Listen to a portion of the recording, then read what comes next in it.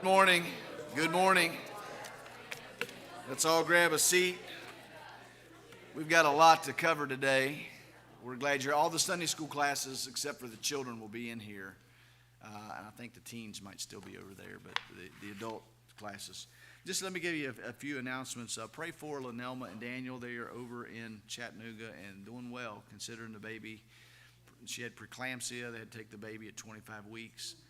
And things are going really well, considering all that. It'll be a long road to recovery as far as getting the baby up to health to be able to take home. Also, pray for the Logger family. Ed went home to be with the Lord. And so visitation is at the Mountain View Funeral Home tomorrow night, 6 to 9. Funeral will be Tuesday at 2 p.m. And so pray for them. It seems like Alice has surgery Tuesday on her knee, so keep that in your prayers. And a lot of folks have been traveling and so forth. And then we want to just put this in everybody's bonnet. Next Sunday, we do have to have our quarterly admin meeting, but we're going to have a fellowship after the evening service, a farewell fellowship for Trent and Sharon. And so I hope everybody can be here for that. They've been with us almost 9 years, and boy, it's hard to let them go. I've been this tempted to guilt trip them into while they're leaving, but I'm not going to do that. But, we say that we know they're in the Lord's will, and God's answered so many prayers. But we want to send them off next week, and well, they might be with us the week after, but it's too close to their son will be coming and so forth. So I hope you'll be a part of that as well. It is our privilege to have Brother Paul Smith with us. I took a group of, I think it was about 7 of us men, went down to the Capitol for the pastor's church leader day, and we got to meet some of our senators and congressmen, and it was just a phenomenal opportunity to see what's going on, and we got to hear from some. And God called Brother Paul Smith into this ministry called Citizen Impact. How many years ago, brother? 15 years ago. And so the Lord has knit our hearts together, and we support him. He's one of our missionaries. And so we're going to give him the Sunday school hour. He's going to do a PowerPoint in the Sunday school hour, and then we'll show a little short video in the morning service for those who may not have made Sunday school. So, Paul, come on and share with us what God's called you to do, man. Thank you, Brother Tim. Appreciate that. Interesting times we live in, to be sure. I've been just praying about this service, praying about this meeting this week, as I always do. The different churches I travel in week to week, but then the events from last night, just praying that the Lord give wisdom. I often say that we struggle to communicate to church people what our ministry is about. People think of us and they think politics. I try to avoid using the word politics, maybe because of the root word of politics. Poly means many, and ticks are blood-sucking parasites. Maybe that's why I avoid that word. But no, politics has such a negative. Yeah, I should quit right now. I'm not going to get a better laugh the rest of the day. But Ronald Reagan said, if you get a standing ovation, you should just quit and walk out, because you can't get any better than that. That's the closest I'm going to get in church to that.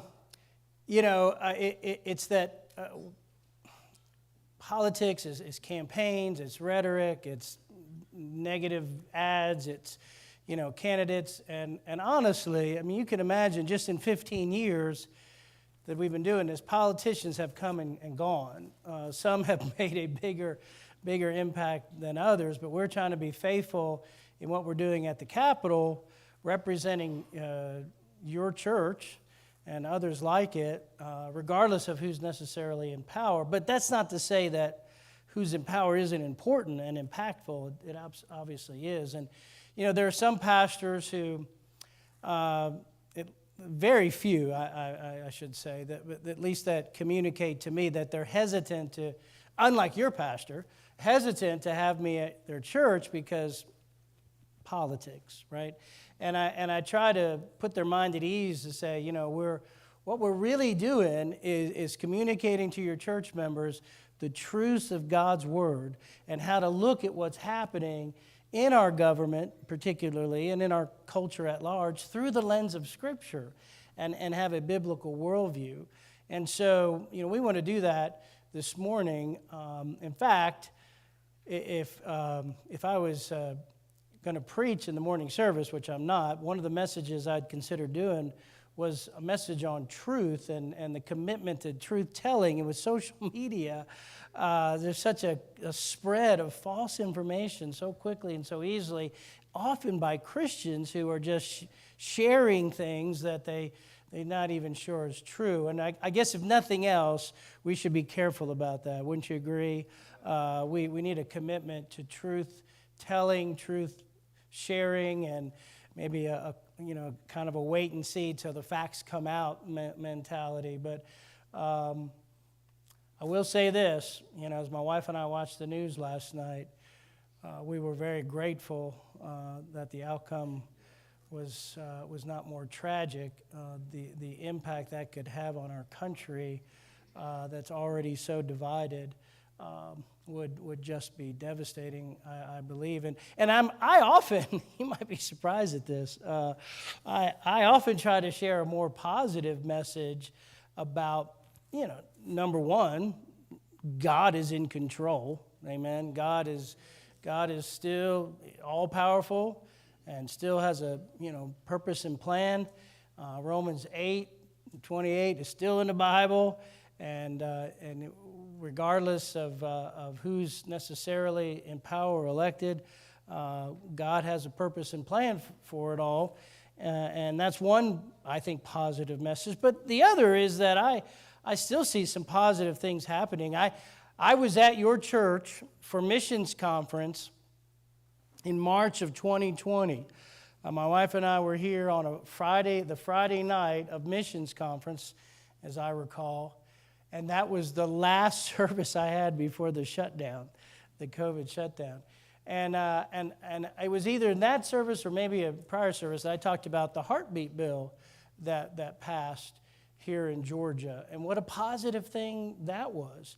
Now, I will also add that in talking with one of the state legislators who normally I wouldn't be able to talk this candidly, but this is someone I know really, really well and could really talk to. I said, I feel like because of the President Trump's rhetoric on life and his support for life and the things he's said in State of the Union on life, that gives you guys more backbone to pass pro-life bills. He's like, oh yeah, absolutely. So who's, in the position of power is important. In fact, Governor Kemp, I don't believe we could have gotten the heartbeat bill passed without Governor Kemp getting behind it and encouraging the legislators to vote for that. Well, that's a very positive thing that we have the heartbeat bill and other pieces of legislation that are passing. And I want to talk about that, but our ministry is a faith-based ministry.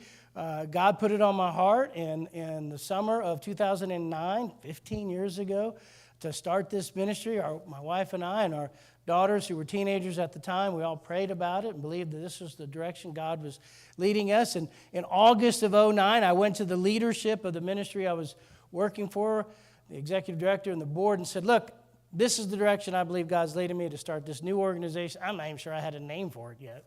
And I just said, but I'd like to work for you for 12 more months and kind of lay the groundwork for this new organization, create the infrastructure, and maybe raise a little money, and then do it full time in August of 10. And they said, yeah, that's fine, Paul. We work with you on that. And so August of 10, we went full time, just trusting that God's people would see the value of this ministry and support it. And honestly, on August 1st of 2010, when we left the previous ministry with regular paycheck and benefits, I sometimes joke, it wasn't much of a paycheck, but it was a regular paycheck. We took that step of faith, and on that date, we did not have one monthly support check from any churches. We had some churches that said, pastors, hey, yeah, we're going to support you, but I hadn't gotten a check yet. So I took the first couple of weeks of August in 2010 calling pastors. Hey, didn't you say that you were going to support? Oh, yeah, we'll start sending you a check. And I'm happy to report to you that as of today, including your church, we have 75 churches here in Georgia that are financial partners with our ministry. So that's just a miracle. That's just unbelievable. And we have tried to talk to pastors in other states, see if God would open up opportunities to expand and have chapters in maybe some of the surrounding states. That hasn't fallen into place, but there's certainly some interest there. But we are, what you probably think of us is monitoring legislation at the Georgia General Assembly for religious liberty issues, for moral issues. Moral issues includes pro-life issues, like I've already mentioned, and pushing back on the expansion of state-sponsored gambling. And, towards the end of this year, probably after the elections, if you hear any news reports about the upcoming General Assembly, which will go back into session in January, they'll probably be talking about gambling again. And for about 12 legislative sessions, they've been saying, well, looks like we're going to get gambling passed this year. Looks like they're going to expand gambling. And with the Lord's help, we have not seen any expansion of state-sponsored gambling here in the state. And you can just imagine the amount of money that's been spent on that. So we'll talk about that here in a second. But also motivating, that's kind of our educational ministry, our preaching ministry. And we'll show a little bit about some of our events here in these slides. And then ministering to those in the Capital community. We're trying to be salt and light, a gospel witness, and really, we're discipling legislators. Most of whom here in Georgia would say that they're Bible-believing Christians, but often are pressured to vote and act in a different way. And so we're trying to help them to see how they should vote according to the Scriptures. So there's many other issues that we could tackle, but we try not to get spread too thin and go too many different directions. I often get asked about other issues, but we try to stay on those three areas: religious freedom, moral issues, and then the third area is Christian education and Christian homeschooling. So let's give you some. All right, we lost it. Is it gonna? Is that? That's not the. Yeah, there we go. All right, and that's probably locked, so you're probably gonna have to use your super secret code. Everybody, close your eyes while they. There we go.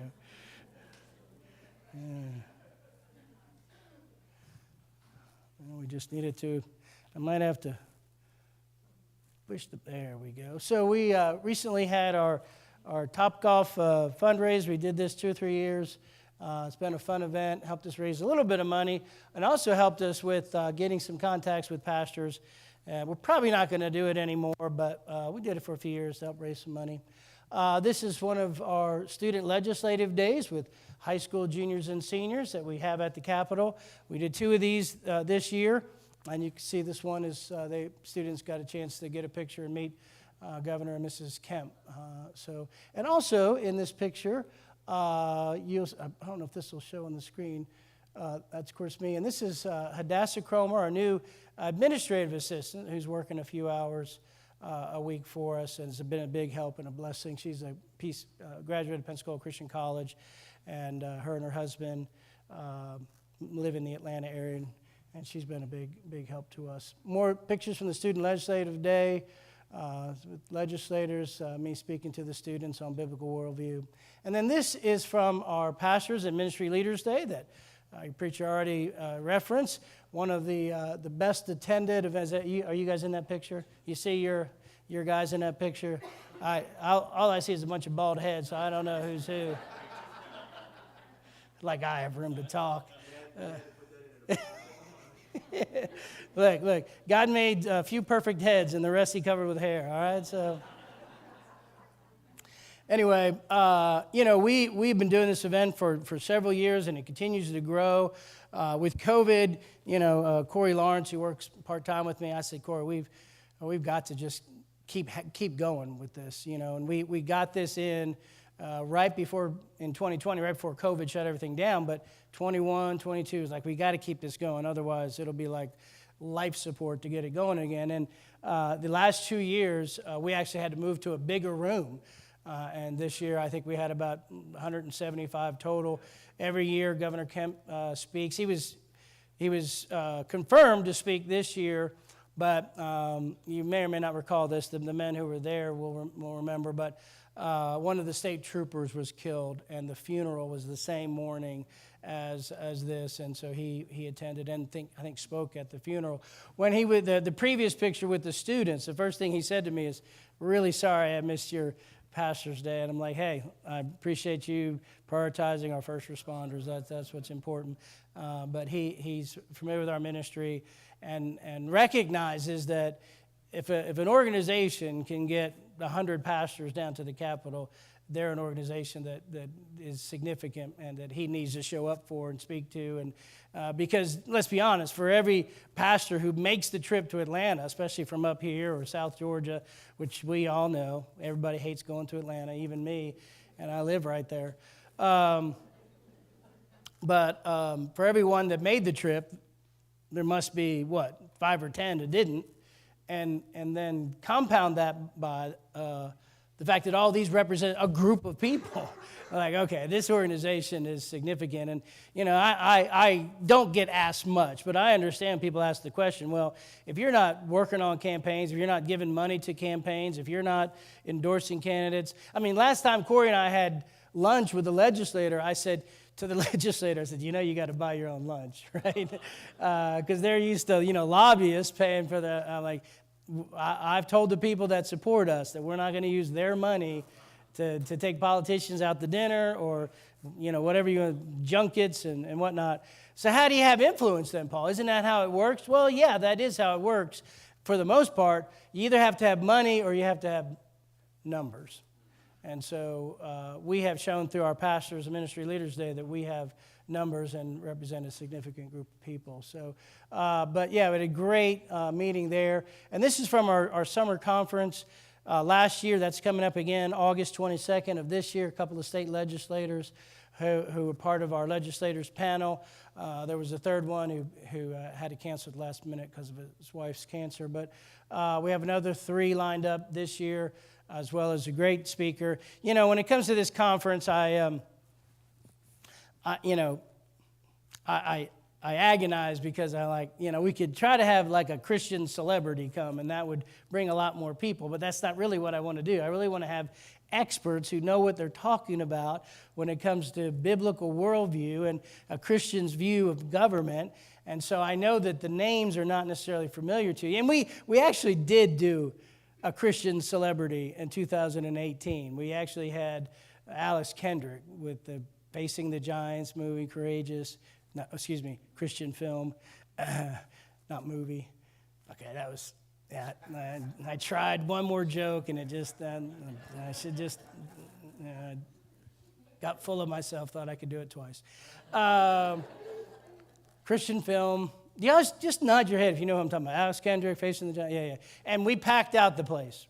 But he's not an expert on these issues. He just, and I'm really trying to say, well, I'd rather have someone who, we might have him again. He did a great job, and he appreciates our ministry, but and he's, here in Georgia. But it just, we're trying to have people that are really effective, and many of the pastors will come away and say, I didn't know these people, but this is great. Some of them even had them come and speak at their church afterwards, even though they're not preachers. It's not a preaching conference. Anyway, that's coming up on August 22nd, and this is from last couple of years. Kemp spoke at this conference in 22 or 23. I don't remember which, 22, I believe. Well, how many attended that conference? It's just last year, probably a little over 100. It's on a Thursday, which makes it hard for working people, if you will, to come. But I'm afraid if I do it on a Saturday, I'll lose a lot of the pastors who Saturdays are pretty important prep days for them and whatnot. But I might move it to a Saturday, although I do know that even people who, work 5 days a week, it's not like they're sitting around on Saturday with nothing to do, right? Everybody's busy on Saturdays too. So, but we've talked about maybe moving it to a Saturday. Let me give the legislative recap. And by the way, try to leave some time at the end for some Q&A on some of these issues.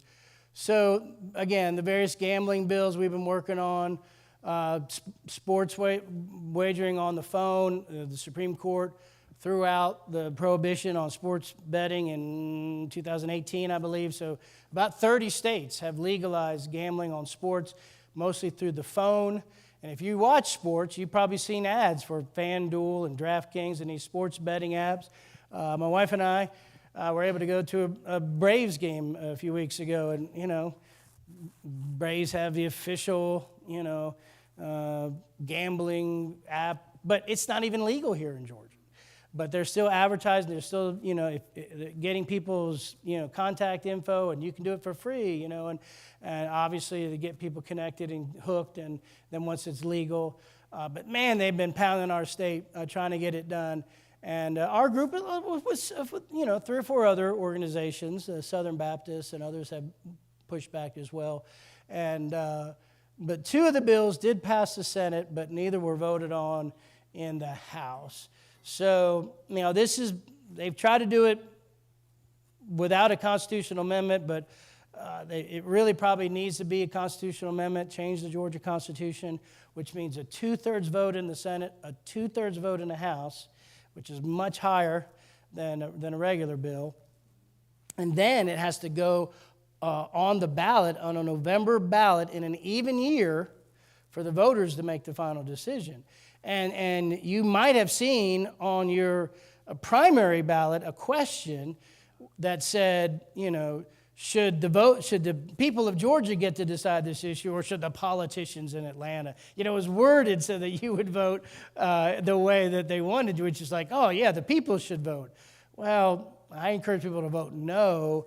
We don't want it to go to a ballot, because I can only imagine the amount of money that the gambling industry will spend trying to convince people that, oh, just think of all the good that this will do, and discounting all the bad. The economists and people who are smart with numbers have done all the studies, and they said that for every $1 in revenue that gambling brings to the state, they'll spend at least $3 addressing the social ills that come along with gambling. So it's not a net profit. Like, oh, just think of the millions and billions of dollars. They're not making money. It's people, instead of spending it on groceries and rent and things, they're gambling it away, right? So, especially on the phone app, it's not creating any jobs, because everything's just done on the phone. Probably and whoever's running that's probably not even in this country. So don't be fooled by things like that. And by the way, that question was not binding. Those were just survey questions. They'll use the answers, because it went like 60% in favor of let the people decide. And they'll use that statistic, but it's not binding on anything. The Georgia Promise Scholarship Act, where $6,500 in state money would follow the student who leaves a public school and goes to a private school or Christian school or homeschool. They have to be coming out of the public school or starting school for the first time, like kindergarten. And this was something that we were a part of the coalition working on this. We wanted to be part of the discussions, although when I communicate with Christian schools about this, I say, but you need to be careful getting dependent on state money. And so I caution them about it. But nevertheless, I believe that when the bill is written, that it should not discriminate against Christian schools, religious schools, from being able to participate. And in fact, this is some of the details about it, but we made sure. In fact, Corey found some language in a similar bill from another state that was stronger religious liberty protection. And we proposed that to the bill sponsor. It got adopted into the bill, and the bill that the governor signed has stronger religious freedom protection in it because of our efforts there. So we are trying to protect Christian schools. They may or may not participate, but many of them want to help these students who are in failing schools in their area. And I don't even know if it would apply up here. You have to be in the bottom 25% of public schools as rated by the Department of Ed. So not really sure, but has no impact. If you're familiar with the tuition tax credit program, student scholarship organizations, has no impact on that whatsoever. Religious Freedom Restoration Act is something that we've been trying to get passed. This passed on the federal level in the 90s. It's an interesting history on this, where Democrats and Republicans both sponsored this, both voted for it. Bill Clinton signed it into law, protecting religious freedom. And yet the Supreme Court ruled that it only applies to federal legislation, not state and local, and states were going to have to pass their own version of it. And so in the late 90s, states began to do that, including states like Illinois and Connecticut. And every state that surrounds Georgia has this, but Georgia does not. This says 21 states have enacted. I think it's up to like 23. But simply put, because there's a lot of misunderstanding, even by people who support religious freedom, it gives people of faith their day in court if the government does something that they believe infringes their religious freedom. Okay? So it's not an automatic win. You don't just say, well, I don't want to follow this law because it's against my religion. No, you have to go to court to challenge that. And here's an example. Florida, where they have a RFRA, the city of Tampa passed an ordinance or a law or something like that that said you no longer can feed homeless people outdoors, right? I'm sure they didn't use the word homeless. Indigent, maybe? I don't know. But apparently there was a problem with loitering in this park or littering or something like that. And like, do it inside. Well, there's a pastor down there who believed that God wanted him to continue to bring food to those people where he was bringing them, outdoors in the park rather than inside at a facility. And he kept doing it in violation of the law. And so found himself before a judge and in his defense used the Florida Religious Freedom Restoration Act. And the judge ruled in favor of the pastor and said, even though this law had no intention of affecting anyone's religious freedom, it in fact did. And so he threw it out. The pastor didn't know he was going to win. It was his day in court. It's up to the judge, and his discretion sometimes. But the point is that here in Georgia, we don't have that.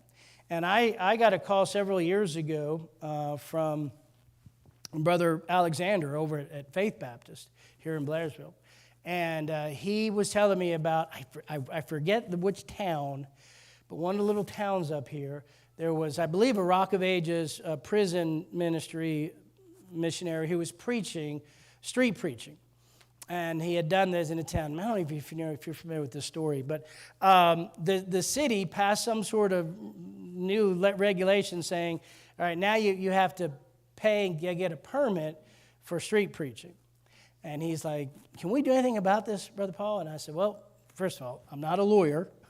I can't represent you and I can't give you legal advice, but I gave him some advice. For example, I said, you need to find out, number one, is it just street preaching, or does this apply to any kind of, somebody having any kind of rally or political meeting or anything else? Is the same thing apply to everyone? Because that's harder to make the case that it's religious discrimination if it applies to everybody and anybody. I said, I'm telling you all this, even though I probably wouldn't normally say this publicly, but just because it's up here in your area. I said, I would also find out how much it is. I mean, if we're talking about a $5 permit versus a $500 permit, well, the old, do we want to make a federal case out of it kind of a thing. And finally I said, and this is why I tell you this story, I said, but we don't have any recourse here in Georgia for when local municipalities do this. We don't have a RFRA to challenge them and say, even if they did target just a street preacher, I'm not saying throw in the towel, but a RFRA would tell that municipality, would tell a county, would tell a state, this is how you have to treat religious freedom. It would give them the guidelines for that. And frankly, we don't have that. And so I've asked the governor about this. He has said if it mirrors the federal legislation, I will sign it. But we're really having trouble getting that passed, and we'll work on this again in January next year.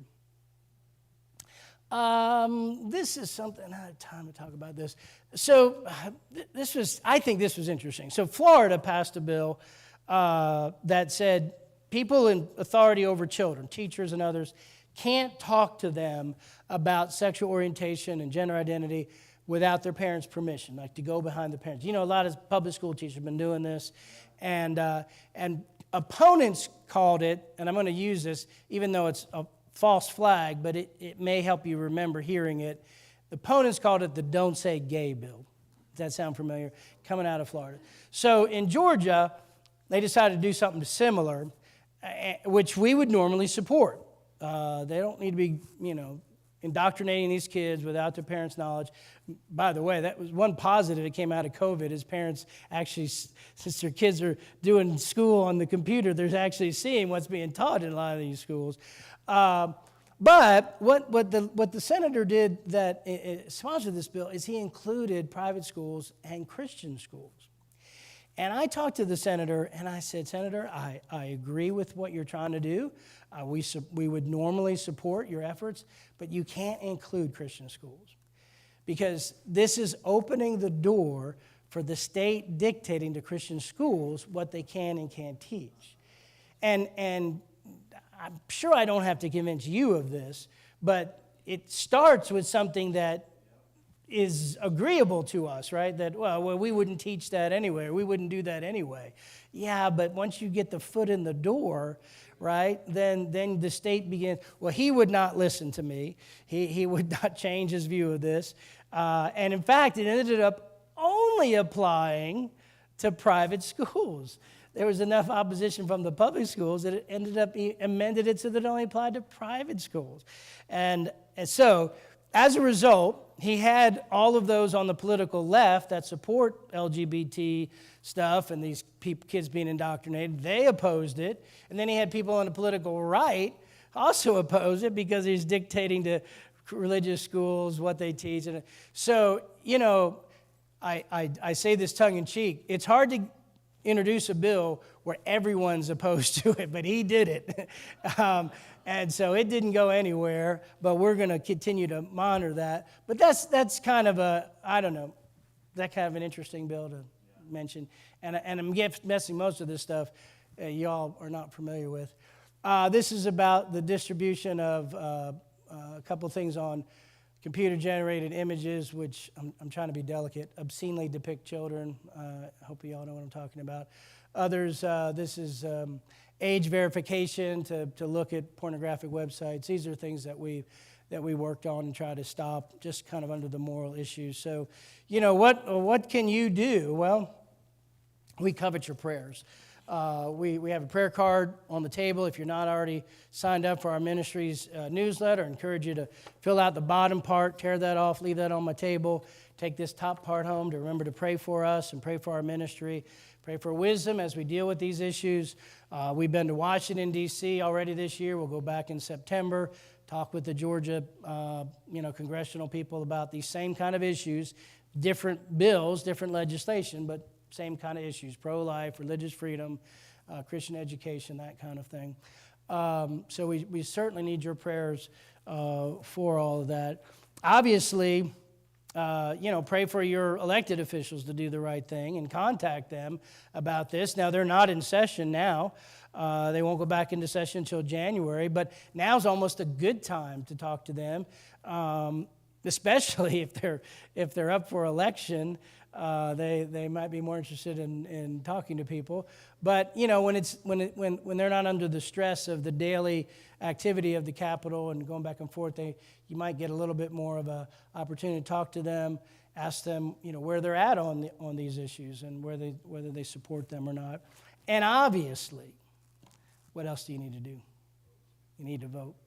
And so I would encourage you to check your voter registration. If you've moved, changed addresses, whatever, double check. I mean, if you lived in the same place for years and you voted regularly, you should be fine. But if you haven't, even if you live in the same place you have for 20 years but haven't voted in several years, they'll eventually kick you off the rolls and clean it up.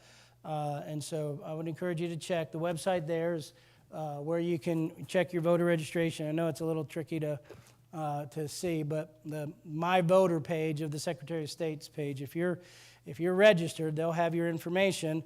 And if it's all correct, you can also find on that website your polling location, sample ballot. It's very helpful information to have on that. Okay? But make sure you get our card. Now, I'm willing, I think I've left enough time for Q&A. Or? This mic or the other mic? Oh, that mic. Is this water bottle for me or is that yours? Okay, thank you. Not now, you're not. Anybody have a question? I'd prefer, it's obviously a question about our ministry, the things we've talked about. But, if it's another question, I'll do my best. And probably should avoid, pontificating about things that bother you right now and just, stick to a question. How's your support level? So we were, of the 75 churches, I just had a board meeting this last week, so it's fresh on my mind. Out of the 75 churches that support us, that's not $7,000. I mean, it's about $80 a church. So we rely on average. I'll be honest with you. Some of these churches, I don't know how they send us even the $50 a month they send us. There's 20 people in the service, and some of the larger churches, very large churches, do $50 a month. But some of them support Corey and me, so that's a blessing to have that. $7,000 a month is not nearly enough for this ministry. So we rely on individual support. Probably have another 30, 40 individuals that support us. Then we did our fundraiser, but my board is decided to take a different tact on fundraising and just ask churches to just once a year take an offering to help our ministry. And after 15 years, I wasn't going to talk about this, by the way. He asked the question. But after 15 years, we're still in fundraising mode. We're still, Corey works 1 day a week. We pay him accordingly, but he's not raised even the support for that. We still pay him that, but he hasn't covered that. And so we're looking to maybe add some churches to support him. And we wouldn't, Hadassah doesn't work too many hours, but we would not expect an administrative person to raise her own support. So, we need support to help cover her and that kind of thing. And I appreciate y'all's support, and I know you bumped it up this year. I appreciate that. That really means a lot.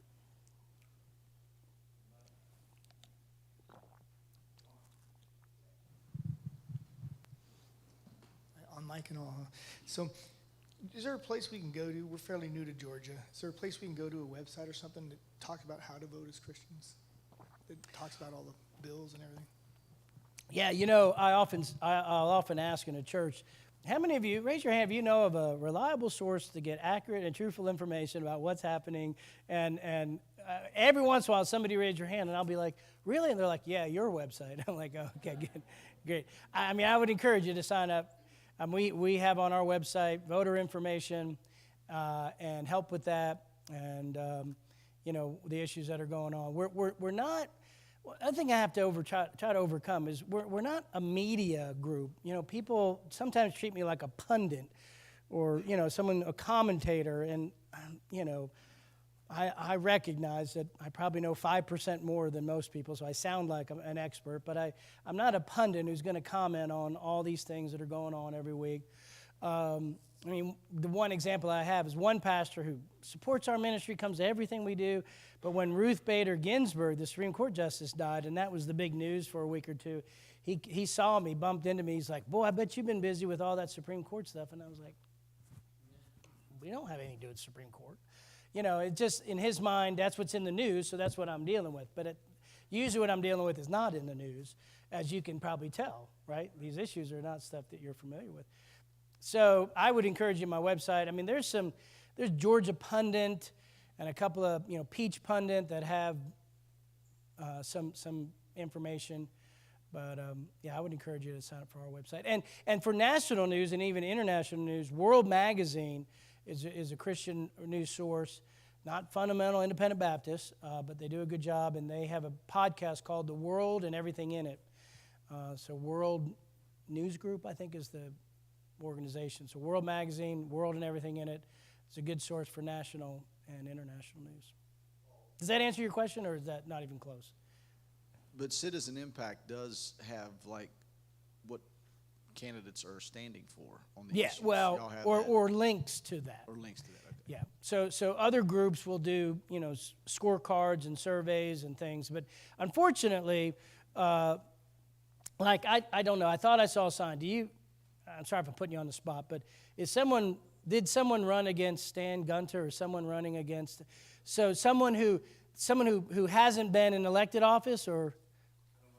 So they don't have a track record, right? They don't have a voting record. So it's hard to know, to put out, well, this is their position.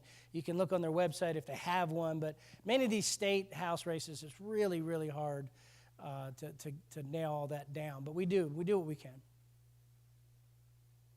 In the back.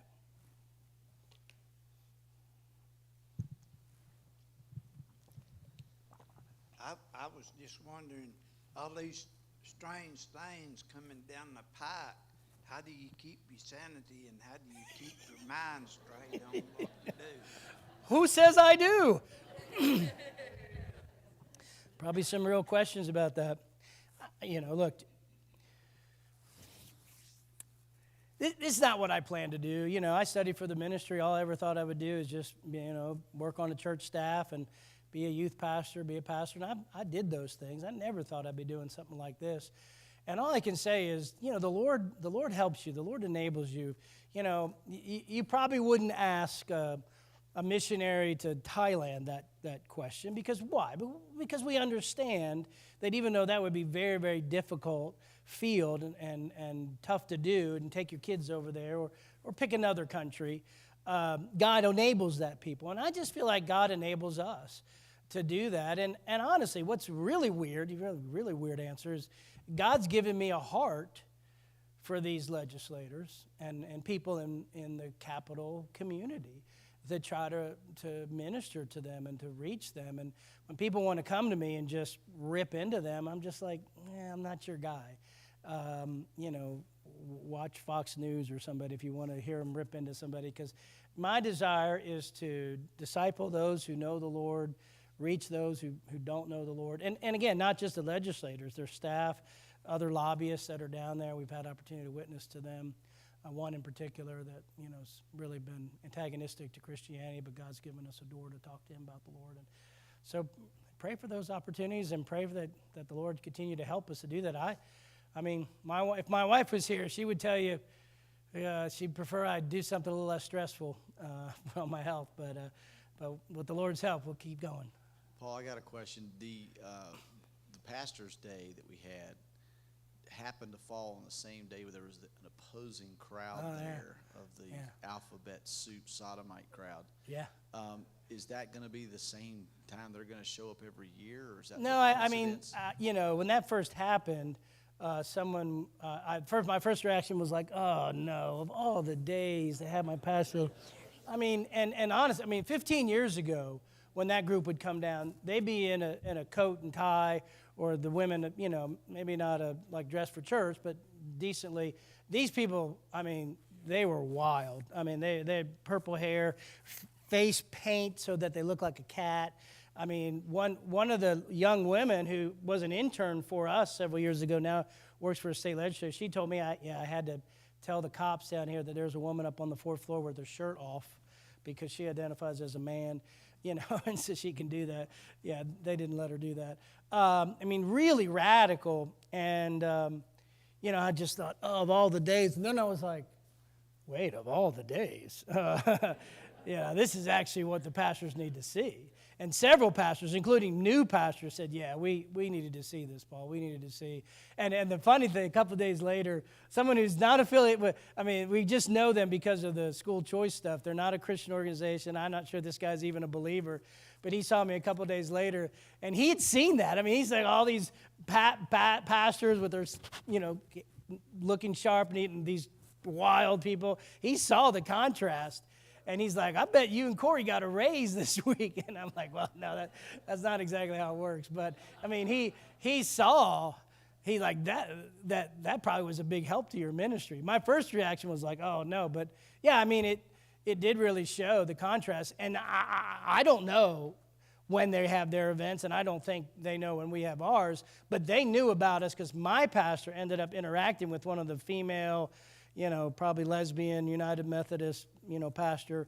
And she asked my pastor, who are you, what are you doing here? He's like, well, I'm here with Citizen Impact. She's like, oh, you're from the other side. So they knew about Citizen Impact, and they knew what we were doing. And he had an unpleasant conversation with her. But it probably would have been more unpleasant if I was standing there.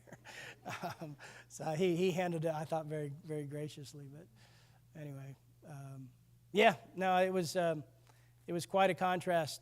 And honestly, probably maybe the biggest help was to these legislators to stand there and say, this is your choice for America.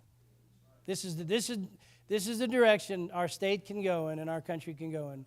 And you're here, and particularly the Democrats, many of whom would claim to be Christians and being moral, but they're faced with some tough questions about, what issues there. So I talked with a Democrat congressman from Georgia up in Washington, and he seemed to be on our side when it comes to, not doing these surgeries on 14-year-old girls and removing body parts of 12-year-old boys. And you know what I'm saying? This is what they're doing, and this is what that party is supporting. And if you don't agree with that, well, then you're bigoted, or your kids are going to commit suicide if you don't let your daughter have her breast cut off, at 14, 15, 16 years old. And I'm sorry for being so graphic, but that's what we're talking about. And it's even more graphic. I won't even tell you the more graphic stuff that they're doing to these children. Now, by the way, Georgia outlawed that last year, and I testified in the committee meeting on that, and said actually that the bill didn't go far enough because it still allowed for puberty blockers to be given to these kids. And I had one of the Democrat legislators chase me down in the hallway because I spoke out against these kids being able to have these doctors doing this surgery on kids, So anyway, that's in Georgia. That's right here in our state. All right. All right. You're out of time. dismissed. They're I'll be at my dismissed. table and be glad to talk to you. I have some books and materials out there. The books and the merchandise is on a donation basis, okay? So I don't have prices out there, just donation for that. The others are free to take